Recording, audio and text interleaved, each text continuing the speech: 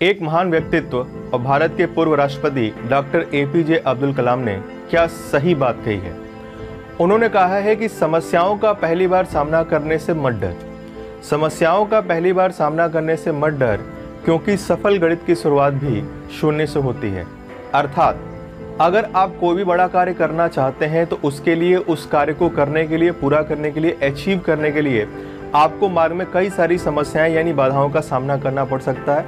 ये बाधाएं शारीरिक, मानसिक या भौतिक रूप से आपके सामने आ सकती हैं। उन समस्याओं से हमें घबराना नहीं चाहिए। हमारे पास पहले क्या था, इस बात पर हमें ज़्यादा फोकस नहीं करना चाहिए।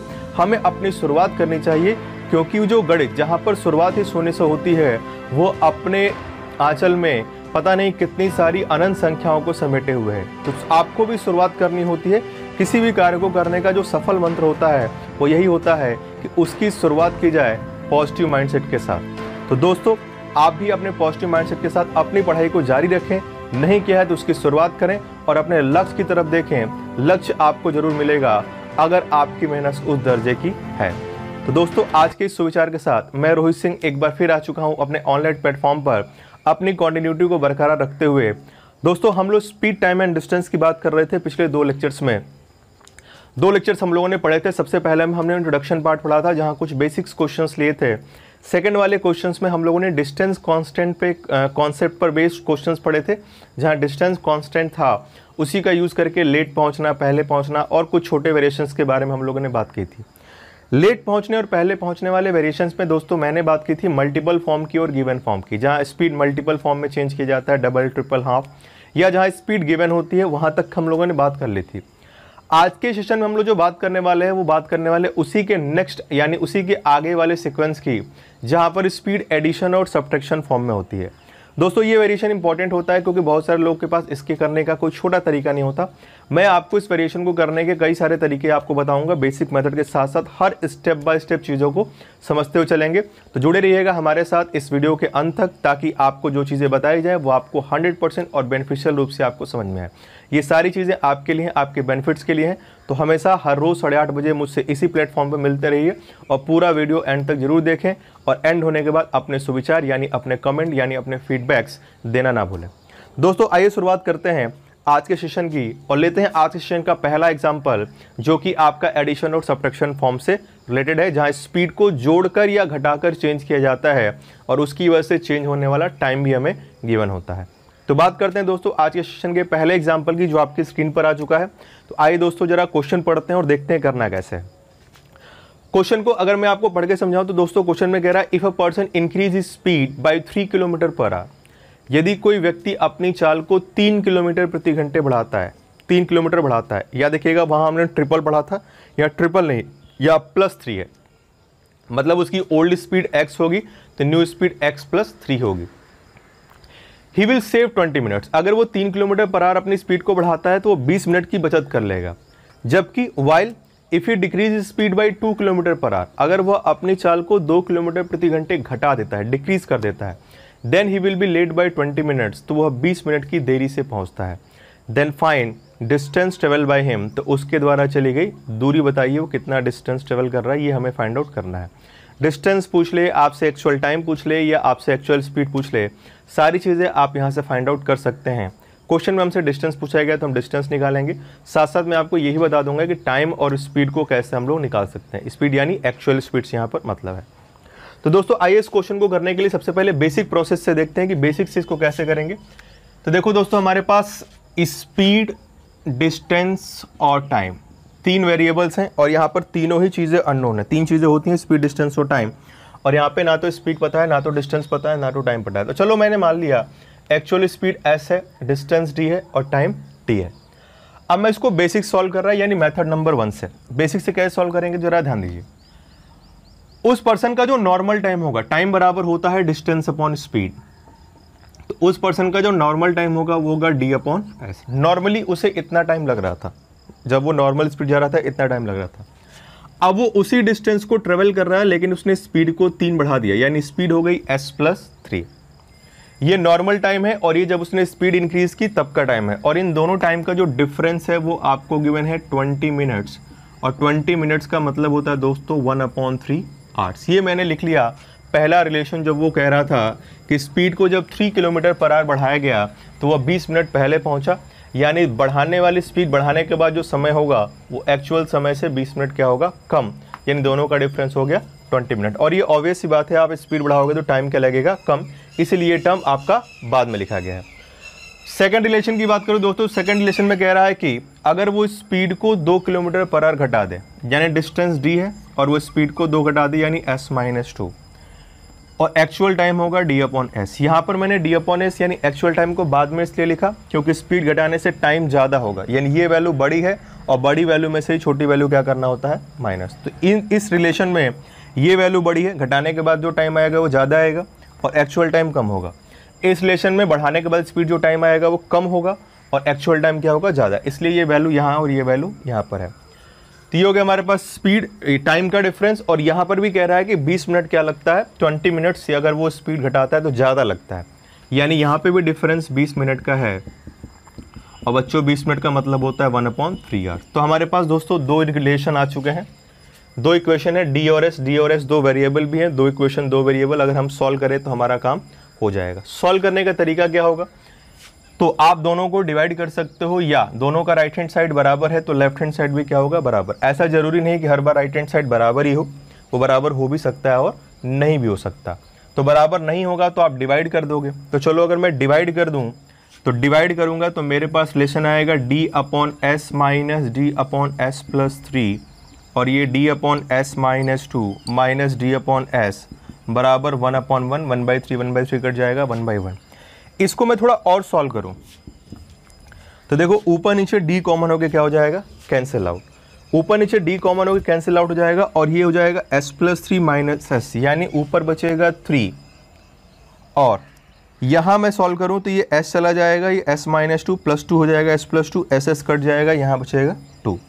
देखो मैंने एलसीएम लेके ऊपर वाला जो टर्म है वो डायरेक्ट लिखा है 3 और 2, और ये नीचे वाली वैल्यू ऊपर चली जाएगी, यानी ये हो जाएगा 3s s माइनस 2 और ये हो जाएगा 2s s प्लस 3 बराबर 1/1। ये हमारे पास वैल्यू यहाँ पर चली आएगी। आप चाहो तो इसको पूरा सॉल्व करना, आपको रिलेशन यही मिलेगा और यहाँ s और s हमारे पास कैंसिल आउट हो जाएगा। इसको पूरा सॉल्व करेंगे तो मेरे पास आएगा 3s minus 6 is equal to 2s plus 6, cross multiply कर दिया तो मेरे पास जो रिजल्ट आया वो 3s माइनस 2s यानी s बराबर 6 प्लस 6 यानी 12 किलोमीटर पर आवर। ये हमारे पास क्या आया, स्पीड आया, एक्चुअल स्पीड। तो दोस्तों हम लोगों ने यहाँ पर स्पीड निकाल ली, स्पीड हमें पूछा गया था तो स्पीड हम लोगों ने यहाँ पर निकाल लिया। उम्मीद करता हूँ आपको इसमें कोई दिक्कत नहीं आई होगी। तो स्पीड की वैल्यू आ गई, हमसे डिस्टेंस पूछ रहा है तो डिस्टेंस निकालने के लिए आप इस s की वैल्यू को या तो पहले रिलेशन में रख दीजिए या दूसरे रिलेशन में रख दीजिए, तो आपका जो डिस्टेंस है वो भी फाइंड आउट हो जाएगा। तो चलिए मैं डिस्टेंस फाइंड आउट करता हूँ। मैं पहले रिलेशन में s की वैल्यू रखता हूँ तो ये हो जाएगा d/s आया था 12 माइनस d/s प्लस 3 यानी 12 प्लस 3 इज इक्वल टू 1/3। तो दोस्तों ये आया d/12 minus d/15 is equal to 1/3। तो यहाँ से 3 से कट गया 4 5, तो ये आ गया d/12 इज इक्वल टू 1, 5 और 4 20 हो जाएगा। तो d की वैल्यू आ जाएगी 20 किलोमीटर। तो दोस्तों हम लोगों ने स्पीड भी निकाल लिया और हम लोगों ने डिस्टेंस भी निकाल लिया। अब आप चाहो तो टाइम निकालना चाहो, एक्चुअल टाइम, तो d/s क्या होता है, एक्चुअल टाइम होता है। ये इस क्वेश्चन को करने का बेसिक तरीका होता है। उम्मीद करता हूँ आपको इसमें कोई दिक्कत नहीं आई होगी। मैं इसको रफली एक बार फिर से एक्सप्लेन कर देता हूँ आपके लिए। स्पीड s, डिस्टेंस d और टाइम हमने t माना था। एक्चुअल टाइम d/s होगा और जब स्पीड बढ़ाएंगे तो टाइम d/s प्लस 3 होगा। ये टाइम इस टाइम से 20 मिनट कम है, मतलब दोनों का डिफरेंस 20 मिनट्स मतलब 1/3। सेकेंड केस में d स्पीड उसने 2 घटाया तो d/s माइनस 2 ये टाइम होगा और एक्चुअल टाइम d/s, और ये वाला टाइम ज़्यादा है एक्चुअल टाइम से 20 मिनट, यानी रिलेशन हमारे पास ये है। इन दोनों रिलेशन को सॉल्व करना था तो आपका राइट हैंड साइड बराबर है लेफ्ट हैंड साइड को इक्वल कर सकते हो या डिवाइड करके सॉल्व कर सकते हो। मैंने डिवाइड कर दिया, डिवाइड करने से ये 1/1 आया और यहाँ पर ये d और d क्या हो गया, कैंसिल आउट। फिर हमने एलसीएम लेकर सॉल्व किया तो हमारे पास रिजल्ट ये आया, क्रॉस मल्टीप्लाई किया तो s की वैल्यू आ गई 12 किलोमीटर पर आवर। उम्मीद करता हूँ इसमें कोई दिक्कत आपको नहीं आई होगी। उसके बाद इस s की वैल्यू को आप किसी भी रिलेशन में रख सकते हो। मैंने पहले रिलेशन में रखा तो पहले रिलेशन में रख के हमारे पास जो d की वैल्यू आ गई वो कितनी आ गई, 20 किलोमीटर। डिस्टेंस पूछा गया था तो हमारे पास उसका आंसर आ गया 20 किलोमीटर। तो उम्मीद करता हूँ आपको इस पहले एग्जाम्पल के बेसिक प्रोसेस में कोई दिक्कत नहीं आई होगी। देखो चीज़ों को समझते हुए चलो, ताकि जब आप इसका छोटा प्रोसेस समझें तो आप देख पाएँ कि चीज़ें होती कैसे हैं और आपको मिलती कैसी हैं और वो चीज़ें आती कहाँ से हैं। तो ये इस क्वेश्चन करने का बेसिक प्रोसेस हो गया। उम्मीद करता हूँ इसमें किसी को दिक्कत नहीं होगी। अब इस क्वेश्चन को करने के लिए बात करते हैं फॉर्मूले की। अगर आप इसे फॉर्मूले से करना चाहें तो इस क्वेश्चन को करने के लिए फॉर्मूला भी होता है। अगर आप फॉर्मूला याद कर सकते हैं तो कर लीजिएगा। इस चीज़ को अगर आप समझना चाहें तो स्क्रीनशॉट ले सकते हैं या इस वीडियो को बाद में फिर से देख सकते हैं। तो बात करते हैं इस क्वेश्चन को करने के फॉर्मूले की। फॉर्मूला बढ़ने से पहले मैं आपको बताऊं कि आप अपने आंसर्स कमेंट बॉक्स में देते रहें। जरूर आप जो भी आंसर आए, सही गलत आए, अगर आपने पढ़ा है तो दीजिए या ट्राई कोशिश करिए। कोशिश देखो करना होता है, कोशिश करोगे तो कुछ ना कुछ आंसर जरूर आएगा और वो आपका इम्प्रूवमेंट ही होगा। तो कोशिश ज़रूर करते रहें। और सभी व्यक्ति हैं, गलतियां सबसे होती है, मुझसे भी होती है। मैं आपको ऐसे ऑनलाइन पढ़ाता हूं तो यहाँ पे थोड़ा डिस्ट्रैक्शंस होते हैं, शोर वगैरह होते हैं, तो कभी कभी थोड़ी बहुत सिली मिस्टेक्स मुझसे भी हो जाती हैं। कुछ वीडियोस में थोड़ी बहुत मिस्टेक्स हो जाती हैं, तो उन मिस्टेक्स को आप खुद ही करेक्ट कर लिया करें। हालांकि जब चलती है क्लास तो मैं लाइव वहाँ पे बता भी देता हूँ कि यहाँ करेक्शन कर लेना होता है, तो उन सब चीज़ों को आप करेक्ट कर लीजिएगा। तो बात करो इस क्वेश्चन को करने के फॉर्मूले की, तो दोस्तों फॉर्मूला होता है D = S plus minus delta S1 upon delta S1 is equal to S plus minus delta S2 upon delta S2 into delta T1। यहाँ पर delta T1 is equal to और यहाँ डेल्टा T2। और ये formula आता कहाँ से दोस्तों? तो देखो जो मैंने पिछला मेथड सॉल्व किया था, बेसिक मेथड, वहाँ पे जहाँ पे मैंने +2 किया था और -3 किया था, उस +2 की जगह डेल्टा S2 रख दो, -3 जहाँ लिखा था वहाँ पर डेल्टा S2 लिख दो और S1 लिख दो, +2 जहाँ किया हुआ डेल्टा S2 लिख दो और उसको सॉल्व कर दो। टाइम जो चेंज हुआ 20 मिनट का हमने लिखा था 1/3 वहाँ डेल्टा T1 लिख दो और वहाँ से D कॉमन लेके दोनों इक्वेशन से वैल्यू निकालोगे तो आपके पास यही रिजल्ट आएगा। मतलब मैं आपको ये बताना चाह रहा कि ये फॉर्मूला कहीं अलग से नहीं आता है। वो जो बेसिक मेथड इसके जस्ट पीछे वाला स्टेप मैंने किया था, वहीं पर जहाँ पर 3 और 2 थे वहाँ variable delta S1 delta S2 रख दिया और जहाँ 20-20 मिनट का डिफरेंस था वहाँ डेल्टा T1 डेल्टा T2 रख के दोनों इक्वेशन से D की वैल्यू निकालोगे तो आपको यही दो वैल्यूज़ मिलेंगी। अब आइए जरा इस फॉर्मूले का यूज़ करके सॉल्व करते हैं। फॉर्मूले में जो टर्म्स है उनको मैं एक बार फिर से बता दूँ। डेल्टा S1 है स्पीड में चेंज, डेल्टा S2 भी स्पीड में चेंज है। डेल्टा T1 S1 की वजह से, डेल्टा S1 की वजह से जो टाइम में चेंज आया वो डेल्टा T1 है और डेल्टा S2 की वजह से जो टाइम में चेंज आया वो डेल्टा T2 है। बीच में प्लस माइनस साइन इसलिए रखा गया है कि अगर आप स्पीड बढ़ाए हैं जैसे +3 किया था तो वहाँ प्लस साइन यूज़ करोगे, अगर आपने स्पीड को घटाया है तो माइनस साइन को आप यूज़ करेंगे। तो इसलिए मैंने आपको बताया कि प्लस माइनस साइन होता है यहाँ पर, अगर बढ़ा है तो प्लस, घटेगा तो माइनस, इसलिए दोनों साइन यहाँ पर लिखे हुए हैं। तो आइए दोस्तों जरा सॉल्व करते हैं इस फॉर्मूले की हेल्प से। तो D बराबर S, पहली बार हमने स्पीड 3 बढ़ाया तो +3 अपॉन 3 और डेल्टा T1 टाइम 20 मिनट हमारे पास चेंज हुआ, 20 मिनट का मतलब होता है 1/3 आवर्स इज इक्वल टू, अगली बार S तो हमें नहीं पता है, S प्लस माइनस, अगली बार हमने स्पीड क्या किया था 2 घटाया था तो -2 यहाँ पे लिखा, प्लस माइनस था घटाया इसलिए -2 अपॉन 2 और टाइम में यहाँ पर भी क्या चेंज हुआ 20 मिनट का मतलब क्या होता है 1/3। देखो मैं वैल्यू लिख दे रहा है इस क्वेश्चन में जो गिवन है। डेल्टा S1 3 है, डेल्टा S2 जो आपने चेंज किया है वो 2 है, डेल्टा T1 और डेल्टा T2 दोनों बराबर है 20 मिनट और 20 मिनट का मतलब होता है 1/3 आवर्स। ये मैंने आपको डेटा यहाँ बोर्ड पे लिख दिया हुआ, जो मैं इस क्वेश्चन में यहाँ फॉर्मूले में रख रहा हूँ वो डेटा मैंने आपको यहाँ पर लिख दिया है। अब अगर मैं इसको सॉल्व करूँ तो पहले D बराबर ये भी है और ये भी है, इन दोनों को अगर मैं पहले सॉल्व करूं तो 1/3 कैंसिल आउट हो जाएगा, S और S कटेगा तो मेरे पास जो रिजल्ट आएगा वो आएगा S + 3/3 is equal to S - 2/2 और क्रॉस मल्टीप्लाई करके अगर सॉल्व करूं तो 2S + 6 is equal to 3S - 6, तो S बराबर आपको मिलेगा 12 km/h, यानी जो स्पीड आ गई वो स्पीड आ गई 12 km/h। ये क्वेश्चन आपके पेपर में का ही पूछा गया डेटा है, मैंने डिस्टेंस पूछा है, पेपर में जब ये क्वेश्चन आया था तो स्पीड पूछा गया था, तो स्पीड पूछेगा तो 12 km/h हमारे पास स्पीड होगी, लेकिन मैंने डिस्टेंस पूछा है तो चलो डिस्टेंस निकालते हैं। तो स्पीड हमारे पास 12 आ चुकी है। इतने प्रोसेस में कोई दिक्कत नहीं होनी चाहिए। फॉर्मूले मैंने वैल्यूज़ पुट की हैं, कौन सी वैल्यूज़ है वो मैंने आपको यहाँ पर लिख दिया है। चीज़ें समझ में आ रही हैं तो कमेंट बॉक्स में बरोबर लिखते रहें। अब इस s की वैल्यू को या तो आप यहाँ रख दो या तो आप यहाँ रख दो, इतने में रख दीजिए या इतने में रख दीजिए। क्यों? क्योंकि ये दोनों किसके बराबर है? डिस्टेंस के। तो कहीं एक जगह रख लेते हैं। तो अगर मैं इस d की वैल्यू को रखता हूँ यहाँ पर, तो देखो s की वैल्यू को रखता हूँ तो s की वैल्यू 12 आई है, तो ये हो गया 12 इंटू 12 प्लस 3 15 अपॉन 3 इंटू 1/3, ये हमारे पास डेटा होगा। इस जगह पर यहाँ पर मैंने s की वैल्यू रखी है तो मेरे पास ये डेटा आया। और अगर मैं इसको सॉल्व करूँ 3 से कटेगा 4 टाइम्स, 3 से कटेगा 5 टाइम्स, तो मेरा जो रिज़ल्ट आ जाएगा वो आ जाएगा 20 किलोमीटर। ये हो जाएगा हमारे पास आंसर। हमसे पूछा गया था डिस्टेंस तो 20 किलोमीटर आया, हमसे पूछता है स्पीड तो आंसर होता है 12 किलोमीटर पर आवर। और अगर पूछता टाइम तो डिस्टेंस पता है, स्पीड पता है, डिस्टेंस अपॉन स्पीड ही क्या होता है? टाइम। तो हमारे पास टाइम भी आ जाता। तो उम्मीद करता हूँ दोस्तों कि इसको करने का ये जो मेथड नंबर 2 था यानी फॉर्मूला, इसमें कोई दिक्कत आपको नहीं आई होगी। इसमें अगर कहीं पर भी किसी कोई संदेह है तो कमेंट बॉक्स में लिख सकता है। बिल्कुल सिंपल सा प्रोसेस है फॉर्मूला। हालांकि मैं आपको सलाह नहीं दूंगा कि आप इन दोनों में से कोई प्रोसेस यूज़ करें, क्योंकि इसको करने के लिए जो आपको प्रोसेस यूज़ करना है वो हम लोग यूज़ करेंगे रेशियो से, डिस्टेंस कांस्टेंट वाला कॉन्सेप्ट। तो उसको कैसे सॉल्व करेंगे, वो प्रोसेस क्या है, आपको कैसे करना चाहिए पेपर में, तो आइए ज़रा उसके बारे में बात करते हैं, यानी मेथड नंबर 3 के बारे में। तो इसका आप स्क्रीनशॉट लेना चाहें तो नोट कर सकते हैं। बढ़ते हैं मेथड नंबर 3 की तरफ।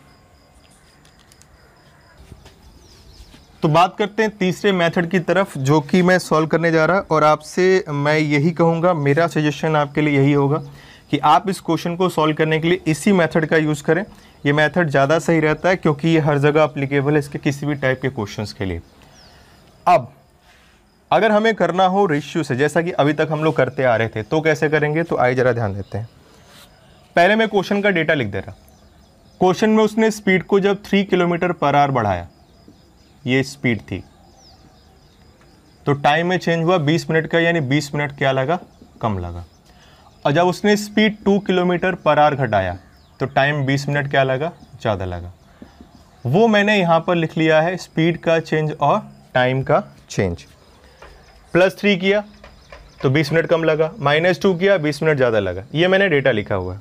देखो क्वेश्चन हम लोग जो पहले कर रहे थे, जो कल के लेक्चर में या फिर पहले लेक्चर में जो हम लोग क्वेश्चन कर रहे थे, तो वहाँ पर हमारे पास स्पीड का रेशियो मिल जाता था। तो स्पीड के रेशियो से टाइम का रेशियो निकलता था, काम आसान होता था। लेकिन यहाँ स्पीड का रेशियो आपको नहीं दिख रहा है। अगर आप सोच रहे हो कि 3 और 2 स्पीड का रेशियो हम लोग ले लेंगे, तो नहीं, 3 और 2 +3 +2 है, मतलब ये x +3 है और x -2 है। तो x +3 और x -2 का रेशियो लेंगे तो क्या मिलेगा? x +3 x -2 ही मिलेगा, वेरिएबल रह जाएगा। तो वहाँ से कोई फ़ायदा हमें नहीं होगा। तो आपको क्या करना है, तो ज़रा ध्यान दीजिए। आप पहले डेटा लिख लोगे, +3 किया, उसकी वजह से टाइम में चेंज हुआ 20 मिनट, 20 मिनट कम लगा तो -20। अगली बार स्पीड 2 घटाया तो -2 हो गया, टाइम 20 मिनट ज़्यादा लगा इसलिए +20। और आप क्रॉस मल्टीप्लाई कर लीजिए, तो ये हो जाएगा आपके पास 60 और ये हो जाएगा आपके पास 40, यानी जो रेशियो आएगा वो 3:2 आएगा और ये स्पीड का रेशियो होगा। मेरी बात ज़रा ध्यान से समझिएगा। आपने इसको मल्टीप्लाई किया, आपके पास आया 60, आपने इसको मल्टीप्लाई किया, आपके पास आया 40, तो आपने इसका रेशियो निकाला तो आया 3:2, ये स्पीड का रेशियो आ गया। अब कई सारे लोगों के मन में क्वेश्चन उठ रहा होगा कि स्पीड और टाइम को मल्टीप्लाई करने से भला स्पीड का रेशियो कैसे आ सकता है? इधर स्पीड है, इधर टाइम है। स्पीड और टाइम को जब हम लोग मल्टीप्लाई करते हैं दोस्तों तो डिस्टेंस आता है, लेकिन यहाँ पे डिस्टेंस नहीं आ रहा है, ये रेशियो स्पीड का है, मैं ऐसा कह रहा। तो मैं अगर ऐसा कह रहा 5 फीट 8 इंच का इंसान, रंग सांवला, तो कैसे मान सकते हो आप मेरे इस बात को? कानून को सबूत चाहिए, तो आओ मैं कानून को सबूत देता हूँ। ऐसा कैसे हो गया? तो अभी मैंने फॉर्मूला लिखा था, देखो स्टेप समझना। पहले बेसिक समझा, बेसिक से ही फॉर्मूला निकल के आता है। S1 S2 मैंने बताया कैसे रखना हो, कभी आप रख लीजिएगा, कभी समझना हो तो आप रेगुलर क्लास में वैसे मैं सॉल्व करके समझाता हूँ। और उसी फॉर्मूले से फिर ये रिजल्ट भी आता है जिसको लोग ट्रिक कहते हैं। और ये आपको कोई नहीं बताएगा कि ऐसा करके आंसर आ गया, लेकिन कैसे आ गया ये चीज़ समझना ज़्यादा इंपॉर्टेंट है। ट्रिक जानने से बेटर है कि आप उसका प्रोसेस समझ लें, क्या कि आप ऐसे 10-100 ट्रिक खुद ही बना पाएँ। तो देखो ये आया कैसे, पहले मैं आपको वो समझा दूँ। अभी हम लोगों ने जो फॉर्मूला लिखा था, पहले थोड़ा समझ लेते हैं और समझ लेते हैं। वो फॉर्मूला ये था, S ± delta S1 upon delta S1 into delta T1। और दूसरा उसके बाद था S S plus minus delta S two upon delta S two into delta T two. यही तो फॉर्मूला था डी बराबर, ये तो था। अब जरा ध्यान से मेरी बात को समझना, अगर मैं केवल इतने पोर्शन को सॉल्व करूं तो एस और एस कट जाएगा, तो मेरे पास S plus minus delta S one upon S plus minus delta S two का जो रेशियो आएगा, इसका रेशियो ये आएगा delta S one into delta T one और ये आएगा delta S two into delta T two. Delta S one into delta T two, delta T one into delta S two, ये हमारे पास डेटा आ जाएगा। अगर आप इसे क्रॉस मल्टीप्लाई करते हैं तो फिर से देख लो, यहाँ डेल्टा टी टू है, ये डेल्टा एस वन मल्टीप्लाई होगा तो delta S one delta T two आएगा, और ये डेल्टा टी वन है, यहाँ पर मल्टीप्लाई होगा डेल्टा एस टू, तो ये आएगा। तो हमारे पास ये आया। और ज़रा ध्यान से मेरी बात समझिएगा, ये है क्या, ये जो टर्म है वो है क्या, ये टर्म है स्पीड का रेशियो। ये जब स्पीड आपने चेंज किए दो उनका रेशियो है, जब आपने इंक्रीज़ किया डिक्रीज़ किया उनका रेशियो है। तो यानी मैं कह सकता हूँ कि change in speed first upon change in speed second का ये रेशियो आया। मतलब पहली बार जो स्पीड बढ़ाया घटाया वो, दूसरी बार जो स्पीड घटाया बढ़ाया वो, उसका रेशियो हमारे पास ये आया। यानी ये स्पीड का ही तो रेशियो आ रहा है। और ज़रा मेरी बात ध्यान से देखिएगा, इधर सभी लोग ज़रा अपने आँखों को इधर लगाएं। मैडम से व्हाट्सएप पे बाद में बात कर लेना, पहले इधर ज़रा समझ लो। Delta S one delta T two, delta S one को आपने किससे मल्टीप्लाई किया, डेल्टा टी टू से। ये डेल्टा एस वन ही तो था, इसका मल्टीप्लाई किस में किया, डेल्टा टी टू में। तो कितना आया 60। देखो डेल्टा एस वन था 3 और डेल्टा टी टू था 20, हमने लिख लिया। फिर यह है delta S two delta T one, ये डेल्टा एस टू है और ये डेल्टा टी वन है। मल्टीप्लाई करेंगे तो 2 इंटू 40 यानी आएगा 60 अपॉन 20 था तो 60 अपॉन 40 यानी 3 अपॉन 2। देखो 3 अपॉन 2 है, वही हम लोग यहाँ पे निकाल रहे थे। मतलब मैं आपको ये समझाना चाह रहा कि जो आप जिसे ट्रिक समझ के रट लेते हो उसे रटने की आवश्यकता नहीं है, उसे समझिए। देखो ये सब चीज़ें आकाशवाणी नहीं होती, हम लोग जब इस पर वर्कआउट करते हैं तो इन्हीं चीज़ों को ऐसे ही कंप्रेस करके छोटा करके आपके सामने लेके आते हैं। तो पहला बेसिक था, बेसिक से ही हम लोगों ने वेरिएबल्स रखे तो ये फॉर्मूला निकल के आया, और उस फॉर्मूले को ही थोड़ा सॉल्व करके हम लोगों ने रेशियो के टर्म में लिखा तो हमारे पास ये वैल्यू आई 3/2। यानी ये जो काम कर रहे हैं और ये जो काम कर रहे हैं वो दोनों क्या है, सेम। बस इतना लिखना ना पड़े इसलिए हम लोग डायरेक्टली इस चीज़ को कर लिया। मतलब आपको जो ये ध्यान रखना है वो ये ध्यान रखना है कि आपको डेल्टा S1 का डेल्टा T2 मल्टीप्लाई करना है, डेल्टा S2 का डेल्टा T1 मल्टीप्लाई करना है। मतलब पहली स्पीड के चेंज को दूसरे टाइम के साथ मल्टीप्लाई, दूसरे टाइम के चेंज को पहले टाइम के चेंज से मल्टीप्लाई करोगे तो आपको स्पीड का क्या मिलेगा, रेशियो। बट याद रहे ये स्पीड का रेशियो किसका है, चेंज होने के बाद। पहला बड़ा वाला जो बढ़ाया स्पीड उसके बाद जो स्पीड आएगा, और दूसरा वाला घटाने के बाद आने वाली स्पीड का रेशियो होता है। मतलब मैं आपको ये समझाना चाह रहा कि जब भी आप स्पीड जो कोई भी रही होगी उसमें जब आप 3 बढ़ाओगे तो जो नई स्पीड आएगी, और जब आप उसमें 2 घटाओगे तो जो नई स्पीड आएगी, उन दोनों स्पीड का क्या है, रेशियो। जैसे फॉर एग्जांपल मान लो स्पीड 70 होता तो 70 में 3 बढ़ाते तो 73 आता, और 70 में 2 घटाते तो कितना आता, 68। तो 73 68 जो वैल्यूज हैं उनका रेशियो आता है यहाँ पर, यानी इंक्रीज स्पीड और डिक्रीज स्पीड का क्या आता है, रेशियो। तो उम्मीद करता हूँ मैंने जो एक्सप्लेनेशन दिया आपको इस मेथड का समझाकर डिटेल में इतना समय दिया उसको आपको अच्छे समझ में आया होगा। कमेंट बॉक्स में लिखे बिल्कुल बरोबर है। तो आपको बस मैंने समझाया करना कैसे, उसके बारे में भी हम लोग बात करते हैं। तो ये जो प्रोसेस हम यूज़ कर रहे हैं उसका हमने एक्सप्लेनेशन आपको दे दिया। अब आइए जरा इस प्रोसेस को यूज़ करके आंसर्स निकालते हैं। तो इस चीज़ को मैं हटा दे रहा जो इसका एक्सप्लेनेशन था। तो मैंने क्या किया, सबसे पहले क्वेश्चन का डेटा लिखा ऊपर +3, उसकी वजह से टाइम में चेंज 20 मिनट का है तो -20। दूसरा -2 स्पीड 2 घटी, उसकी वजह से टाइम में चेंज 20 मिनट का था, +20 ज़्यादा लग रहा था इसलिए प्लस, कम लग रहा था इसके ऊपर माइनस। क्रॉस मल्टीप्लाई किया, हमारे पास 60/40 आया और ये स्पीड आया, और ये स्पीड का रेशियो है 3:2, और ये स्पीड इंक्रीज स्पीड है और ये डिक्रीज्ड स्पीड है। इंक्रीज डिक्रीज का मतलब बढ़ाने के बाद जो स्पीड आई और घटाने के बाद जो स्पीड आई उनका रेशियो है। तो मेरी बात जरा ध्यान से सुने, इन दोनों स्पीड में कितने का डिफरेंस है, 1 का। स्पीड का रेशियो हमारे पास मिल चुका है, और स्पीड में कितने का डिफरेंस है, 1 यूनिट का। स्पीड में 1 यूनिट का डिफरेंस है। और हम लोगों ने स्पीड इधर लिखा है और स्पीड में यहाँ कितने का डिफरेंस है, 5 का। आपने 3 बढ़ाया 2 घटाया, बिल्कुल वैसे ही जैसे टाइम को करते थे पिछले क्वेश्चंस में, पिछले लेक्चर्स में जो क्वेश्चन किया टाइम का गैप देखते थे, यहाँ पर टाइम का तो देखेंगे, साथ में स्पीड का भी देखेंगे। तो देखो 3 बढ़ाया स्पीड और 2 घटाया, मतलब 3 बढ़ाने से लेकर 2 घटाने तक, यानी +3 से -2 के बीच में कितने का डिफरेंस होता है, 5 का। और यहाँ रेशियो में स्पीड में कितने का डिफरेंस है, 1 यूनिट का। तो 1 यूनिट की वैल्यू हो गई 5 किलोमीटर पर आवर। तो अगर मैं इसमें मल्टीप्लाई कर दूँ तो दोस्तों आ जाएगा 15 किलोमीटर पर आवर और 10 किलोमीटर पर आवर। ये देखो मेरे पास आ गई स्पीड 15 किलोमीटर पर आवर और 10 किलोमीटर पर आवर, ये मेरे पास आई स्पीड। बट ये कौन सी स्पीड है, इंक्रीज स्पीड और डिक्रीज स्पीड, यानी बढ़ाने के बाद स्पीड 15 आएगी और घटाने के बाद स्पीड कितनी आएगी, 10। तो स्पीड भी देखो निकल गई। अगर स्पीड पूछता तो यहीं से हमारा काम हो गया। स्पीड 15 कब है, जब बढ़ाया गया। कितना बढ़ाया गया, 3। तो 3 बढ़ाने के बाद अगर स्पीड 15 है तो एक्चुअल स्पीड होगी 15 - 3 यानी 12।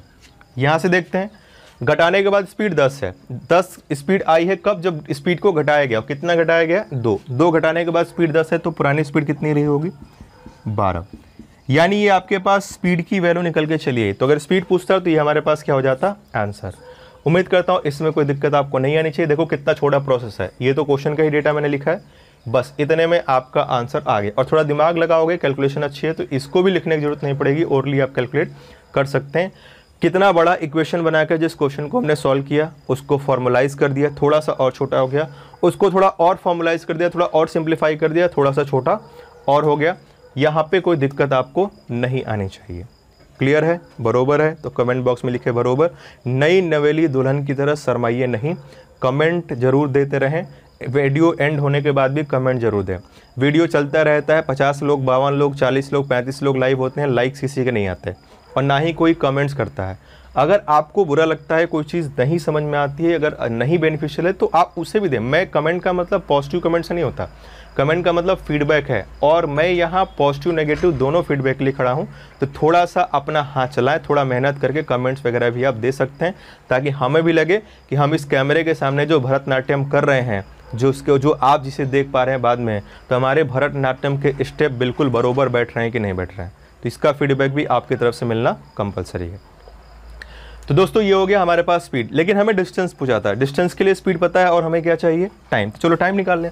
तो देखो दोस्तों स्पीड का रेशियो हमारे पास मिल गया, बिल्कुल पुराना प्रोसेस कल वाले क्वेश्चन की तरह। स्पीड का रेशियो 3:2 है तो टाइम का रेशियो 2:3। जिन लोगों ने पहली 2 क्लासेस मिस कर दी हैं उसका लिंक भी मैंने डिस्क्रिप्शन में डाल रखा है, तो आप उस लिंक के थ्रू जाकर पुरानी क्लासेस को भी पढ़ लें। और मैं तो यही कहूँगा कि इसको वीडियो को देखने के बाद पहले उन क्लासेस को पढ़ के आए, फर्स्ट और सेकेंड, फिर यहाँ पर आए तो आपको सिस्टमेटिक वे में सारी चीज़ें समझ में आएंगी। तो स्पीड का रेशियो 3:2 था तो टाइम का रेशियो 2:3 हो गया। दोस्तों टाइम में चेंज कितने का, तो 1 यूनिट का। टाइम में चेंज हमारे पास ये स्पीड आ चुकी थी, टाइम में चेंज 1 यूनिट का है और यहाँ टाइम में चेंज कितने का, 40 मिनट का। तो 1 यूनिट बराबर 40 मिनट हो गया। तो मैं मल्टीप्लाई कर दूँ तो ये हो गया 80 मिनट और ये हो गया 120 मिनट। ये हमारे पास टाइम भी आ गया। लेकिन याद रहे, जब वो 15 की स्पीड से चलेगा तब उसको टाइम 80 मिनट लगेगा, जब वो 10 की स्पीड से चलेगा तब उसे टाइम कितना लगेगा, 120 मिनट। याद रखिएगा ये इस स्पीड का टाइम आया है और ये इस स्पीड का टाइम आया है। जिस दिन वो 15 की स्पीड चला, 15 का मतलब जब उसने 3 बढ़ा दिया, तो 3 बढ़ाने के बाद उसे अपने डेस्टिनेशन पहुंचने में 80 मिनट लगेगा। और जिस दिन वो 10 की स्पीड चला, 10 की स्पीड का मतलब उसने स्पीड को 2 घटाया, तो उसे अपने डेस्टिनेशन पहुंचने में 120 मिनट का समय लगेगा, यानी 2 घंटे का। तो अगर आपको डिस्टेंस निकालना है तो डिस्टेंस बराबर स्पीड इंटू टाइम होता है।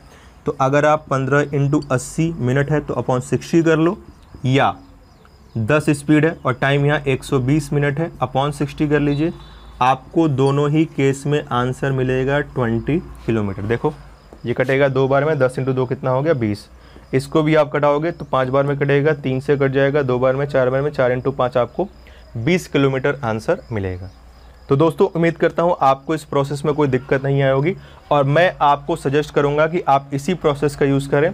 क्यों करें, क्योंकि ये हर जगह अप्लीकेबल है। दोनों स्पीड बढ़ाई जाए या दोनों स्पीड घटाई जाए या एक बढ़ाई जाए एक घटाई जाए, आप हर जगह इसे यूज़ कर सकते हैं। यूज़ आप फॉर्मूले को भी कर सकते हैं, वो भी सब जगह अप्लीकेबल है। या जो पहला मेथड मैंने बेसिक बताया आप उसे भी यूज़ कर सकते हैं, वो भी सब जगह अप्लीकेबल है। इस क्वेश्चन को करने का एक चवन्नी टाइप मेथड और भी होता है, यानी मेथड नंबर 4। आइए मैं आपको उसे ही बता दूं। ये स्पीड निकालने के लिए काफ़ी बेनिफिशियल होता है। स्पीड बराबर होता है 2ab upon a minus B, यानी 2 पहली बार स्पीड कितना बढ़ाया, आप चाहो तो इसको ऐसे लिख सकते हो 2 delta S1 delta S2 upon delta S1 minus delta S2। तो 2 डेल्टा S1 3 था, डेल्टा S2 2 था, 3 माइनस 2 यानी 3 इंटू 2 6 इंटू 2 कितना आ गया 12 किलोमीटर पर आवर। ये हो गया आपके पास आंसर। देखो स्पीड आ गई 12 किलोमीटर पर आवर और यहाँ पे स्पीड भी कितनी आई थी 12 किलोमीटर पर आवर ही आपकी स्पीड आई थी। अब कुछ लोग मनी मन सोच रहे होंगे कि मूर्ख आदमी इतना सारा प्रोसेस बता दिया, तीन प्रोसेस, बड़े बड़े प्रोसेस ही बताया, बेसिक बताया, फॉर्मूला बताया, ये ट्रिक भी बता दिया, कायदे से यही बता देते काम खत्म हो जाता। पेपर में तो स्पीड ही पूछा गया था, डायरेक्टली स्पीड निकाल लेते। याद रखिएगा ये सब जगह अप्लीकेबल नहीं है मेथड नंबर 4। तीनों जो प्रोसेस हैं वो सब जगह लगेंगे, बट ये सब जगह अप्लीकेबल नहीं है। इसे आप तभी यूज़ करेंगे, स्टार बना रहा है मैं, ज़रा ध्यान से मेरी बात सुनिएगा। ये जो डायरेक्टली फॉर्मूला मैंने लिखा है इसे आप तभी यूज़ करेंगे जब डेल्टा T1 बराबर डेल्टा T2 होगा। डेल्टा T1 बराबर डेल्टा T2 होगा मतलब क्या, जितने मिनट पहले पहुंचा है उतने ही मिनट लेट पहुंचना होगा, जो कि इस क्वेश्चन में कह रहा है। अगर ये वैल्यूज़ अलग अलग हुई तो फिर वो वाला मेथड यूज़ नहीं हो पाएगा। बाकी आप तीनों में से कोई भी मेथड यूज़ कर सकते हैं। मेथड नंबर 4 का यूज़ यानी उस फॉर्मूले का यूज़ आप तभी करेंगे जब डेल्टा T1 और डेल्टा T2 क्या होगा, सेम। अगर delta T1 delta T2 same नहीं है तो ये प्रोसेस आपका यूज़ नहीं हो पाएगा। और ये प्रोसेस भी फॉर्मूले को ही सॉल्व करने से आता है। डेल्टा T1 डेल्टा T2 को कैंसिल आउट करने से, S की वैल्यू निकालने से आपके पास यही फॉर्मूला मिल के आता है। तो ये भी वो आपका जो पहला बड़ा वाला फॉर्मूला था उसी से आने वाला रिजल्ट है। तो उम्मीद करता हूँ इन चारों मेथड में आपको कोई दिक्कत नहीं आई होगी, जिसको करने का मैंने तरीका बता दिया। ये आपका था एडिशन और सब्ट्रैक्शन फॉर्म, जब स्पीड को प्लस करके या माइनस करके चेंज किया जाता है। तो उसको करने के लिए हम लोगों ने 4 तरीकों के बारे में बात कर ली। तो इस वीडियो को, इस चीज़ को आप एक बार फिर से देखिएगा वीडियो एंड होने के बाद, ताकि आपको क्लियर समझ में आ जाए। रिकैप करके भी देख सकते हैं आप, बेटर होगा पहले क्लास कंटिन्यू कर लें, एंड होने के बाद फिर से आप इन सब चीज़ों को एक बार रिवाइज ज़रूर करिएगा, तभी ये चीज़ें दिमाग में बैठेंगी और समझ में आएगा आप कर क्या रहे हैं। ये बाकी 2 प्रोसेस से थोड़ा अलग था, इसलिए अलग था क्योंकि यहाँ स्पीड प्लस माइनस में चेंज थी, रेशियो निकालना ईजिली पॉसिबल नहीं था, बट हम लोगों ने फिर भी यहाँ पर रेशियो निकाल लिया। और जैसे ही रेशियो मिला तो सारा काम पुराने क्वेश्चन की तरह ही हमारे पास हो गया। तो दोस्तों ये था आज के सेशन का पहला एग्जाम्पल। थोड़ा बड़ा था क्योंकि मैंने 4 मेथड इसको करने की आपको बताया। तो आइए जरा इसी पर एक प्रैक्टिस क्वेश्चन लेते हैं और फटाफट आप उसका आंसर बताइएगा। तो इसी पर बेस्ड एक प्रैक्टिस क्वेश्चन आपकी स्क्रीन पर आ चुका है, फटाफट उस क्वेश्चन को पढ़ें और आंसर्स बताएं। मैं इसको रब कर दूं ताकि क्वेश्चन आपको क्लियर दिखे। अगला क्वेश्चन आपकी स्क्रीन पर है जो इसी से रिलेटेड है, जरा ध्यान से क्वेश्चन पढ़िएगा, इसी से रिलेटेड है और आपको आंसर्स बताने हैं। मैंने इस साइड रब कर दिया है ताकि आपको क्वेश्चन प्रॉपरली दिख रहा हो। तो आइए देखते हैं कैसे सॉल्व करना है। जिन लोगों का भी आंसर निकल जाए वो अपने आंसर्स कमेंट बॉक्स में देते रहें।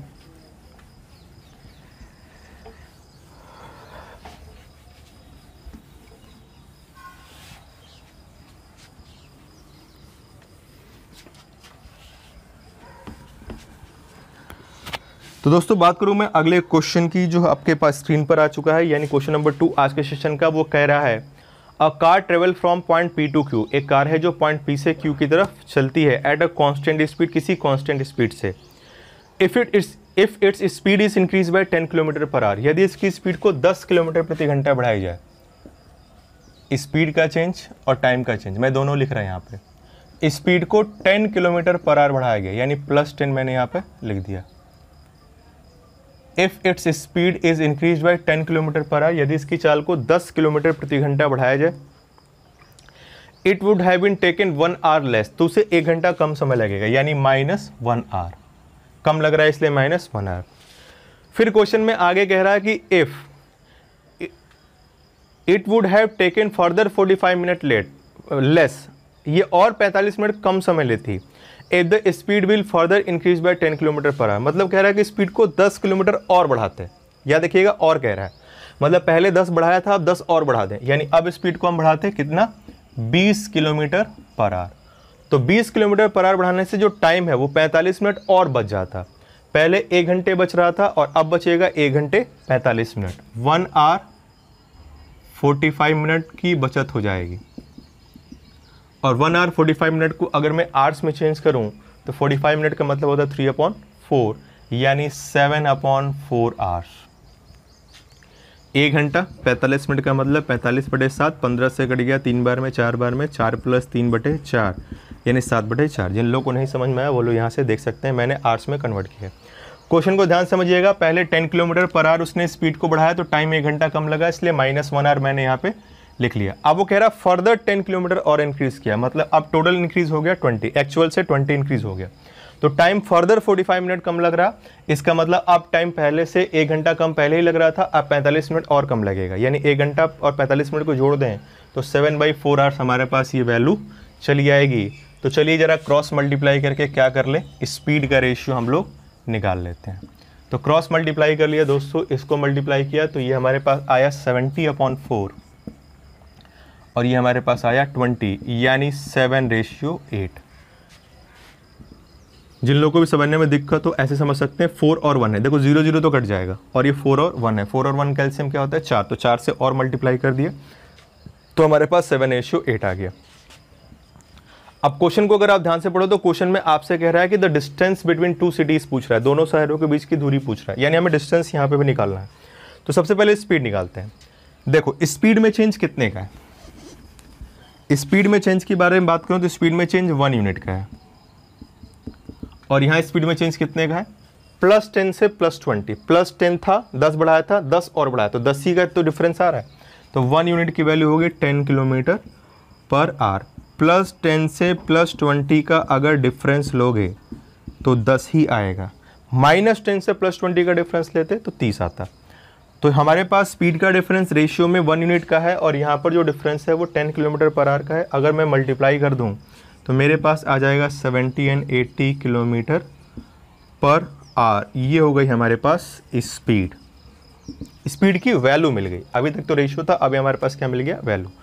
फिर से रिपीट कर दूँ, ये वैल्यू कब है, ये वैल्यू तब है जब आपने स्पीड को 10 बढ़ाया और ये वैल्यू तब है जब आपने स्पीड को 20 बढ़ाया। तो अगर आपसे एक्चुअल स्पीड पूछता तो 10 बढ़ाने के बाद स्पीड 70 है तो एक्चुअल स्पीड कितनी होती 60, या 20 बढ़ाने के बाद स्पीड 80 है तो एक्चुअल स्पीड कितनी होती 60। तो आप एक्चुअल स्पीड ही फाइंड आउट कर सकते थे अगर आपसे इनकेस स्पीड पूछता तो।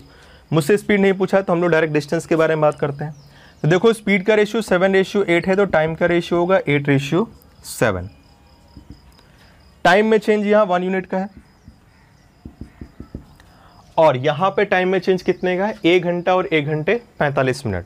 1 घंटा और 1 घंटे 45 मिनट में कितने का डिफरेंस होता है 45 मिनट का। 45 मिनट का मतलब 45 मिनट का और 45 मिनट का मतलब होता है 3/4 आवर। तो अगर मैं 3/4 से मल्टीप्लाई कर दूँ तो ये हो जाएगा 6 आवर, 4 से कट जाएगा 2, 2 × 3 6 और ये हो जाएगा 21/4 आवर। हमें चाहिए डिस्टेंस, डिस्टेंस बराबर होता है स्पीड इंटू टाइम। स्पीड 70 है, टाइम 6 है, तो 70 × 6 यानी 420 किलोमीटर, ये हो जाएगा आपका डिस्टेंस। आप इधर ही मल्टीप्लाई कर सकते हो 80 × 21/4 तो भी आपको आंसर मिलेगा 420 किलोमीटर। ये हो गया हमारे पास डिस्टेंस। तो देखो इसको हम लोगों ने कितनी आसानी से यहाँ पर सॉल्व कर लिया रेशियो का यूज़ करते हुए। दूसरी बात, इस क्वेश्चन में जो मैंने चौथा मेथड बताया था फॉर्मूला, वो से आप यूज़ नहीं कर सकते। क्यों नहीं यूज़ कर सकते? क्योंकि यहाँ डेल्टा T1 और डेल्टा T2 सेम नहीं है। डेल्टा T1 1 आवर घटाया और डेल्टा T2 7/4 आवर्स को हमने क्या किया है चेंज किया है, तो आप इसका यूज़ भी यहाँ पर नहीं कर सकते। तो उम्मीद करता हूँ आपको ये तीसरा जो क्वेश्चन था एडिशन मल्टीपल और गिवन फॉर्म के बाद एडिशन सब्ट्रैक्शन, उसमें कोई समझने में कोई दिक्कत नहीं आई होगी। तो दोस्तों आइए बढ़ते हैं अपने अगले एग्जाम्पल की तरफ। तो अगला एग्जाम्पल यानी आज के सेशन का क्वेश्चन नंबर 3 आपकी स्क्रीन पर आ चुका है। तो आइए जरा देखते हैं उसको कैसे सॉल्व करेंगे। यहाँ पर भी डिस्टेंस कांस्टेंट है, थोड़ा कॉमन सेंस हम यूज़ करेंगे तो क्वेश्चन को जल्दी से हम लोग सॉल्व कर सकते हैं। तो बढ़ते हैं जरा अपने क्वेश्चन नंबर 3 की तरफ जो आपकी स्क्रीन पर आ चुका है। इस साइड को मैं रब कर दे रहा ताकि आपको चीज़ें प्रॉपरली समझ में आ जाए। देखो वीडियो के एंड में आप इन सब चीज़ों को एक बार फिर से ज़रूर देखिएगा, क्योंकि अगर आप पहली नज़र में इसको देखोगे तो मैक्सिमम लोग को समझ में आएगा, कुछ लोगों को शायद नहीं भी आ सकता है। टॉपिक पहले क्लियर अगर नहीं है ज़्यादा अच्छा, या जो लोग पहली बार वीडियो देख रहे हैं तो उन लोगों को शायद समझ में ना आए। तो ऐसे लोगों को रिक्वेस्ट है ऐसे लोगों से कि आप लिंक गिवन है डिस्क्रिप्शन में, आप फर्स्ट और सेकंड पार्ट पहले देखें, फिर इसको भी देखें, तो आपको सिस्टमेटिकली सारी चीज़ें समझ में आएंगी। अब देखो, अब यहाँ से क्वेश्चन हम लोग डायरेक्ट करेंगे। ये वेरिएशन था, इसको करने के मैंने सारे मेथड्स आपको बताए, 4 तरीकों से हमने क्वेश्चन को किया था। अगला क्वेश्चन भी आपके प्रीवियस ईयर का ही है, इसलिए मैंने इसको यहीं पर भी रखा है, क्योंकि यहाँ पर भी कोई चीज़ कांस्टेंट है जिसका हम लोग यूज़ कर सकते हैं। अभी तक जितने भी क्वेश्चंस हम लोगों ने पढ़े हैं वहाँ पर हम लोग डिस्टेंस कांस्टेंट का ही कॉन्सेप्ट यूज़ कर रहे थे, हर जगह डिस्टेंस ही कांस्टेंट था। तो ऑब्वियस सी बात है, अभी डिस्टेंस कांस्टेंट ही चल रहा है, तो यहाँ पर भी आपका डिस्टेंस ही कांस्टेंट है। क्वेश्चन में पढ़ के अगर आपको समझाऊँ, जो आज के सेशन का तीसरा एग्जाम्पल है, उसमें कह रहा है आफ्टर ट्रेवलिंग 50 किलोमीटर, 50 किलोमीटर की यात्रा तय करने के बाद a person meets an accident, एक व्यक्ति दुर्घटनाग्रस्त हो जाता है, and he covers remaining distance 3/4 of its actual speed, और वह अपनी बची हुई यात्रा को वास्तविक चाल के 3/4 से तय करता है। 50 किलोमीटर चलने के बाद एक्सीडेंट हो जाता है, उसके बाद वो अपनी बची हुई यात्रा को 3/4 यानी 3/4 स्पीड से तय करता है, पुरानी जो भी स्पीड होगी उसके 3/4 से ट्रेवल करता है, और वो अपने डेस्टिनेशन पर लेट पहुंचता है, वो भी पहुंचता है 35 मिनट, 35 मिनट की देरी से पहुंचता है। क्वेश्चन में आगे कह रहा है if he had meet the accident 24 kilometres ahead, यदि उसका ये जो एक्सीडेंट है वो 24 किलोमीटर आगे हुआ होता, मतलब 50 किलोमीटर की जगह 50 + 24 यानी 74 किलोमीटर आगे हुआ होता, और वो रिमेनिंग डिस्टेंस को 3/4 ऑफ इट्स एक्चुअल स्पीड से ही ट्रेवल करता, 3/4 से, then he will be late by only 15 minute, तो वह केवल 15 मिनट की ही देरी से पहुंचता। तो आपसे कह रहा है बताइए उस व्यक्ति की वास्तविक चाल क्या है, एक्चुअल स्पीड क्या है। यहाँ स्पीड पूछा गया है, बाकी भी चीज़ें निकाल सकते हैं, स्पीड पूछा है तो हम लोग यहाँ पर स्पीड निकालेंगे। क्वेश्चन को पहले अगर मैं आपको समझा दूँ, देखो क्वेश्चन ऐसे है, पहले एक पर्सन जा रहा था 50 किलोमीटर, जब वो गया तो उसका एक्सीडेंट हो गया। एक्सीडेंट होने के बाद बाकी डिस्टेंस को उसने ट्रेवल किया, तो ट्रेवल करने के बाद वो अपने डेस्टिनेशन पर लेट पहुंचा। लेट का मतलब एक्चुअल टाइम से उसने 35 मिनट ज़्यादा समय लिया, जो कि मैंने यहाँ बोर्ड पर आपके सामने लिख दिया है। सेकंड केस में कह रहा है कि अगर ये एक्सीडेंट 50 किलोमीटर बाद नहीं 24 किलोमीटर और आगे होता और फिर वो 3/4 से चलता, तो लेट तो वो होता, लेकिन बस केवल कितना 15 मिनट ही लेट होता। यानी यहाँ से यहाँ तक की डिस्टेंस 50 है और यहाँ से यहाँ तक की डिस्टेंस 24 है, तो ये जो रिमेनिंग डिस्टेंस अगर टोटल d मान लूँ तो d - 74 हो जाएगा। अगर टोटल डिस्टेंस दी है तो 74 ये हो गया। ऊपर ये 50 है, चलो थोड़ा सा और 24 भी यहाँ भी लिख लेते हैं, 24, तो ये आपके पास रिमेनिंग जो डिस्टेंस हो जाएगा वो d - 74 हो जाएगा। तो ये 2 केस हमें गिवन है, केस 1 और केस 2। फर्स्ट केस में एक्सीडेंट 50 किलोमीटर के बाद हुआ है, सेकंड केस में एक्सीडेंट 50 नहीं 24 किलोमीटर और बाद, मतलब यहाँ पे हुआ है। 3/4 ऑफ इट्स एक्चुअल स्पीड से एक्सीडेंट के बाद वो चलता है, तो पहले केस में 35 मिनट लेट पहुँचता है, दूसरे केस में 15 मिनट लेट पहुँचता है। तो आपसे स्पीड पूछ रहा है। अब मेरी बात जरा ध्यान सुनिएगा, वो कह रहा है 3/4 ऑफ इट्स एक्चुअल स्पीड। 3/4 का मतलब क्या होता है, अगर उसकी पुरानी चाल 4 थी तो एक्सीडेंट के बाद कितने से चलेगा, 3 से। यानी एक्सीडेंट से पहले अगर वो 4 से चल रहा था, यहाँ एक्सीडेंट यहाँ हुआ है तो इससे पहले 4 से चलेगा, यहाँ एक्सीडेंट यहाँ हुआ है तो इससे पहले वो 4 से चलेगा, तो एक्सीडेंट के बाद जो उसकी स्पीड होगी वो कितनी हो जाएगी, 3। यहाँ पे भी कितनी हो जाएगी, 3। एक मैंने रफली डेटा लिखा, एक्सीडेंट के पहले अगर वो 4x से चल रहा था तो 4x का 3/4 निकालेंगे तो कितना आएगा, 3x। तो एक्सीडेंट के बाद वो कितने चलेगा, 3x से। तो ये डेटा हमारे पास हो गया। अब इसको सॉल्व करके आप आंसर निकाल सकते हो। तो पहले मैं इसको बेसिक से सॉल्व करके आपको बता दूं, मेथड नंबर 1 आपको समझने के लिए, फिर डायरेक्ट कैसे करेंगे उस पर ही बात करते हैं। पहला रिलेशन लिख रहा है मैं, पहला इक्वेशन। पहले इक्वेशन में वो पहले 50 चला, देखो टाइम लिख रहा है, टाइम बराबर क्या होता है, डिस्टेंस अपॉन स्पीड। यहाँ से यहाँ तक की डिस्टेंस 50 है, स्पीड है 4x, ये टाइम निकल गया। यहाँ से यहाँ तक की डिस्टेंस 24 है और टाइम है 3x, ये टाइम निकल गया, स्पीड है 3x, प्लस यहाँ से यहाँ तक की डिस्टेंस है d - 74 और स्पीड है 3x, ये टाइम हो गया। Distance upon speed, distance upon speed, distance upon speed, ये सारा लिख लिया। और ये टोटल जर्नी का क्या हो गया, टाइम, जो कि किसके बराबर है, t + 35 मिनट के। उम्मीद करता हूँ इसमें आपको कोई दिक्कत नहीं आई होगी। सेकेंड इक्वेशन सिमिलरली लिखते हैं, यहाँ से यहाँ तक का टाइम, डिस्टेंस 50 है, स्पीड 4x है। यहाँ से यहाँ तक का डिस्टेंस 24 है और स्पीड 4x है। और यहाँ से यहाँ तक का डिस्टेंस d - 74 है और स्पीड 3x है, वो भी देखो मैंने यहाँ पर लिख लिया। और ये जो टोटल टाइम है वो किसके बराबर है, t+15 मिनट के। ये मैंने दोनों केसेस का यूज करते हुए दो इक्वेशंस बना लिए और इस इक्वेशन में क्या निकाला है हमने, टाइम कैसे निकाला, डिस्टेंस अपॉन स्पीड करके। ये x वाले टर्म्स स्पीड है और ऊपर वाली वैल्यू क्या है, डिस्टेंस। एक्सीडेंट से पहले स्पीड 4x है, यह एक्सीडेंट यहाँ हुआ तो पहले 4x से चलेगा, यहाँ हुआ तो 4x चलेगा। एक्सीडेंट के बाद 3/4 कह रहा है तो 4x का 3/4 होता है 3x, तो यहाँ चला 4x का। अगर जिन लोगों को समझने में दिक्कत हो रही है 3/4 निकालोगे तो क्या आएगा, 3x ही तो आएगा। ये मैंने डेटा लिख लिया। अब मुझे यहाँ से सॉल्व करके वैल्यूज़ को निकालना है। तो देखो एक काम करते हैं, दोनों इक्वेशन को घटा देते हैं। अब कुछ लोग मन ही मन कह रहे होंगे कि इतनी बड़ी इक्वेशन कैसे घटाएं, आप कैसे घटाओगे इतनी बड़ी इक्वेशन। तो इतनी बड़ी देखने की ही लग रही है, वो इतनी बड़ी वो है नहीं। देखो minus minus minus minus minus 50/4x, 50/4x cancel out हो गया। ये पूरा d/74 -74/3x, d -74/3x, ये भी पूरा कैंसिल आउट हो गया। t और t कैंसिल आउट हो गया। तो यहाँ आया 20 मिनट, और 20 मिनट का मतलब होता है बच्चों 1/3 आवर्स। और इधर मैं घटाऊं तो देखो 24/3x का मतलब हो गया 8/x, और 24/4x का मतलब हो गया -6/x। या मैं लिख दूं अगर आपको यहाँ पे, तो यहाँ बचेगा 24/3x -24/4x, ये माइनस यही तो बचेगा। और इसको भी आप सॉल्व करोगे तो ये आ जाएगा 8/x -6/x, यानी 2/x आ जाएगा। तो ये हमारे पास ये वैल्यू आई माइनस करने पे, इसको सॉल्व किया ये आया, इसको सॉल्व किया ये आया, और ये वैल्यू हमारे पास किसके बराबर है, 1/3 आवर्स के। मतलब मेरे पास जो रिलेशन आया वो आया 2/x बराबर 1/3, तो x की वैल्यू आ गई 6। तो मेरे पास x की वैल्यू हो गई 6। लेकिन मुझसे क्या पूछ रहा है, तो मुझसे पूछ रहा है स्पीड और एक्चुअल स्पीड। और एक्चुअल स्पीड हमने कितनी मानी थी, 4x। तो उसकी जो एक्चुअल स्पीड होगी यानी वो होगी 4x, यानी 4 और x का मान है 6, यानी 24 किलोमीटर पर आवर। ये हो जाएगा हमारे पास आंसर।